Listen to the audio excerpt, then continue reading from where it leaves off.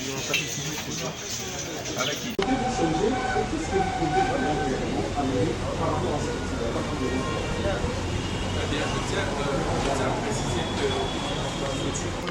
Belgique, c'est une nation la plus tribale au monde, avec les Wallons et les Flamands.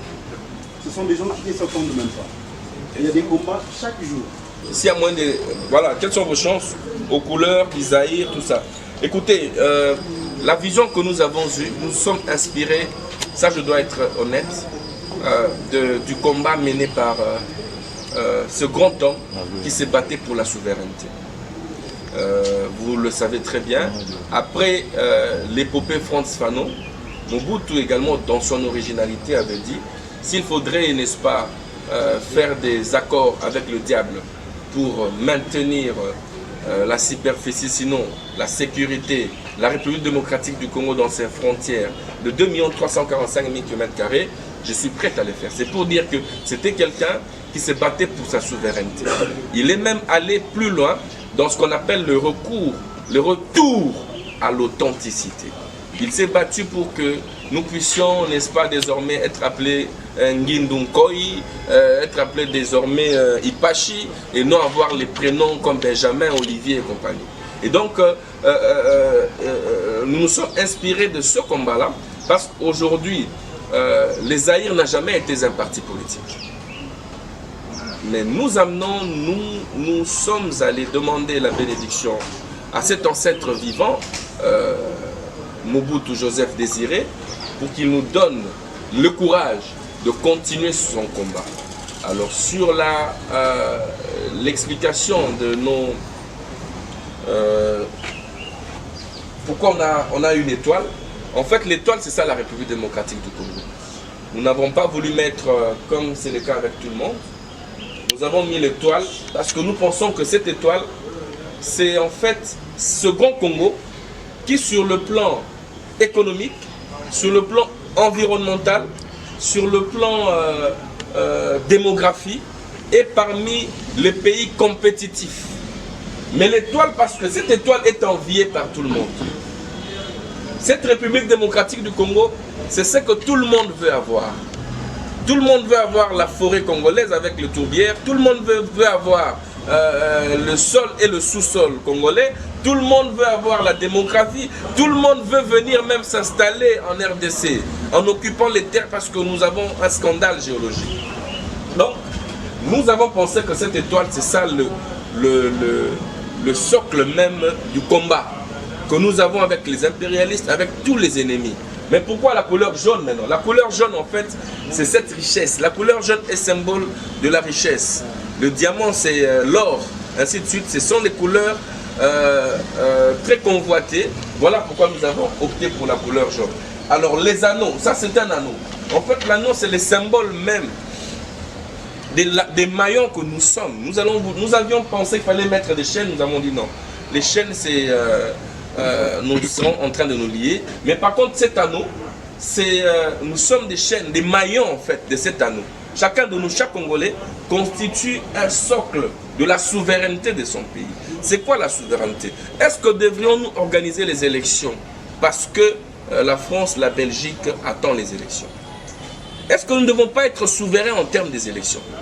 Est-ce que devrions-nous dire que ça c'est de l'or parce que la Belgique te dit, Anvers te dit, ça c'est des diamants, ça c'est de l'or? Pourquoi ne devrions-nous pas nous mettre autour de ce cercle pour que chacun développe son coin? Nous tous, nous sommes venus ici à Kinshasa, ce qu'on appelle l'exode rural. Mais les gens de Popo Kabaka sont ici, les gens de chez moi à Matamba sont là, chez moi de Dimbelenge sont là, de Kabiakamanga, les gens de l'équateur profond, le nord-sud Kivu. Est-ce que chacun de nous s'est rentré chez lui, dans son village, afin de dire à ses frères qui sont restés, voilà le Congo, voilà nous pouvons aller de l'avant? Non, chacun de nous se dit non, je dois venir à Kinshasa, la politique du matuvisme. Je dois venir à Kinshasa, là où je dois rouler carrosse, alors que dans nos villages, nous sommes aujourd'hui les intellectuels. Intellectuel que tu n'es pas capable de former un seul intellectuel dans ton village. Tu es journaliste aujourd'hui. Est-ce que tu as investi un seul jour pour qu'il y ait un journaliste qui sorte de tes mains chez toi à Dimbelenge, chez toi à Boudjala? Mais nous sommes tous ici, venus, n'est-ce pas, penser que la République démocratique du Congo, c'est Kinshasa. Non. Voilà pourquoi ce cercle veut dire que nous devons tous nous mettre autour d'une table. Nous devons tous nous mettre ensemble autour de valeurs pour conserver notre pays, pour nous battre pour que ce que Mobutu avait, ce que la vision que Mobutu avait, ce que le combat que Mouzé avait, parce que Mouzé était un souverainiste, ce que son fils avait, ce que le président Félix veut que le Congo ait, c'est-à-dire que nous puissions nous mettre. Voilà un peu en gros le combat. Et la couleur verte, en fait, c'est ce qu'on appelle la verdure que nous avons. Si vous voyagez, vous êtes dans les avions congolais, vous n'avez une seule couleur, c'est la couleur verte. C'est pour dire que nous sommes un pays scandaleux, un pays qui est riche en agriculture, un pays où vous pouvez avoir des piments à gauche, à droite. C'est-à-dire que nous devons, que chacun de nous puisse se mettre autour de ce cercle afin que nous puissions, sur base de notre pays, travailler pour que l'agriculture puisse être vraiment le socle de notre développement. Si chacun de nous pouvait avoir ne serait-ce qu'un champ, si chacun de nous pouvait avoir ne serait-ce qu'une ferme, chose qui n'est pas impossible, hein, voyons combien de bouteilles de boissons prenons-nous chaque jour, si chacun de nous pouvait investir dans ça.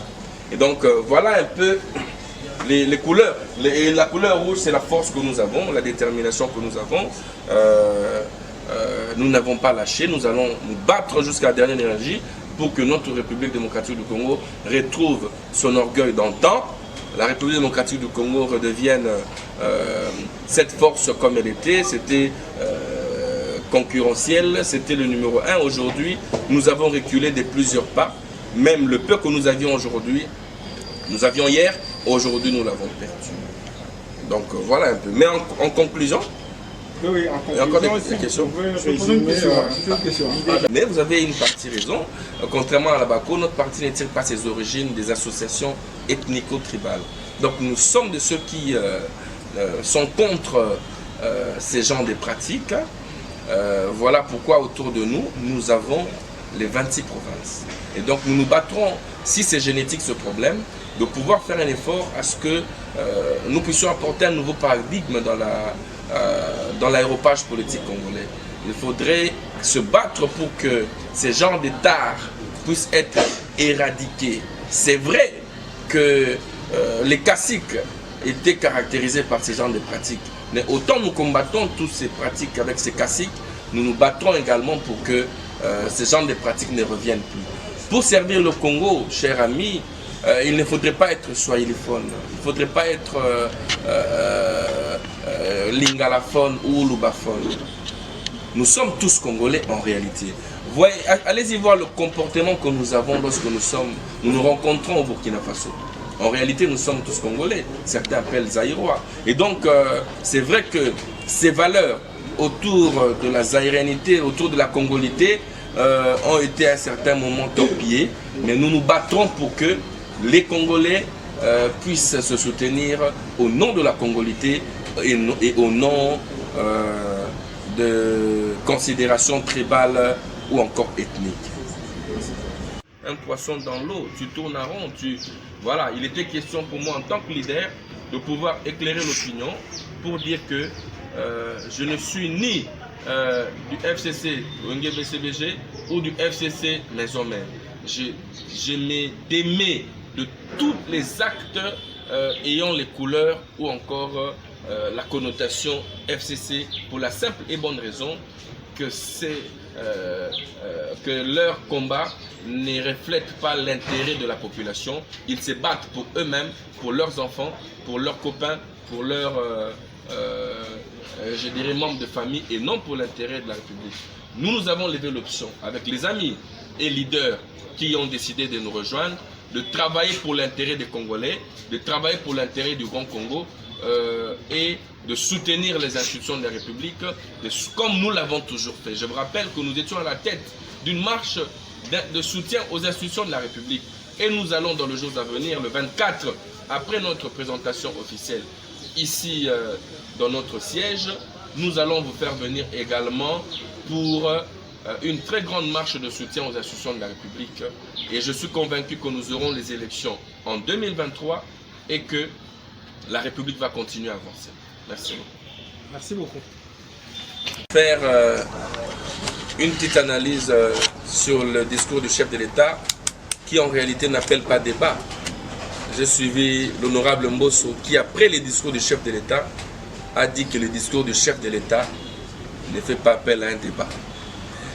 Mais s'il faudrait faire une petite analyse, je dirais que j'ai vu un homme serein, un homme déterminé, qui avait la maîtrise de ce qu'il voulait dire, qui avait la maîtrise de ce qu'il voulait dire, qui avait une posture de confiance. Ça, c'est en ce qui concerne la forme. Mais dans le fond, il y avait en réalité, j'ai noté qu'il faudrait que le chef de l'État puisse ouvrir l'oreille, le bon oreille, afin de pouvoir écouter les conseillers qui lui disent la vérité. Il a parlé de la route Kalambambouji qui reliait le Kasaï central à l'Angola, qui aujourd'hui est la porte d'entrée du bonheur du Kasaïen. Sans cette frontière-là, je vous dirais que la vie, elle est comparable à l'enfer au Kasaï central.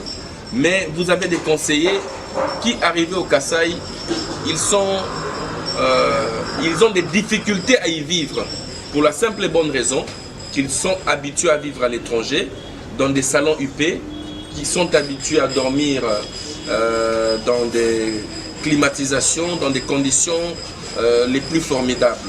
C'est-à-dire, lorsqu'ils arrivent pour faire le travail, ils font 2 jours et ils rentrent. Ils ne vont pas dans les fonds pour chercher à savoir qu'est-ce qui se passe réellement. Donc, ce qu'ils apportent au chef de l'État comme retombée, comme rapport, ne reflète pas en réalité les vécus de la population de chaque coin. Le chef de l'État, vous le savez, depuis 5 ans, 3 ans maintenant, il n'est jamais allé au Kasaï. C'est-à-dire qu'il a des émissaires qui vont au Kasaï et qui lui disent voilà, voilà, voilà. Dans le fond, il y avait certains éléments qui ne reflètent pas la réalité parce que ces conseillers ne lui disent pas, ne font pas le travail qu'il faudrait faire. Le Kasaï central connaît des problèmes sérieux avec Kalambambouji et je ne vois pas le travail de Kalambambouji commencer et se terminer dans moins de 2 ans. C'est pour dire que si il y a une année, il y a 2 ans, le chef de l'État avait été bien informé sur l'exécution de cette route-là, je crois que la route aurait évolué. Je comprends pourquoi le chef a dit qu'il y a un problème de coordination. Parce que les coordonnateurs de la réalisation de beaucoup de projets, ce sont ses collaborateurs. Mais ces collaborateurs ne vivent pas, n'arrivent pas dans les fins fonds. Moi, j'ai été à Kananga, j'ai été à Kalamba, je suis allé jusqu'à Kalambambouji, à Kamweshi, on dit, je suis allé jusque là-bas. Mais je vous dis, la route est dans un état de délabrement très avancé. Mais je crois fermement que le chef de l'État a la bonne volonté. Sur le plan du droit, il a évoqué certaines avancées dont je partage. Vous avez aujourd'hui un pays où le détournement est devenu aujourd'hui un objet d'arrestation. Hier, on pouvait détourner comme on voulait. C'était un pays qui évolue à vase clos. Et cet esprit-là continue. Et la politique que nous avons dans notre politique n'est pas enfermée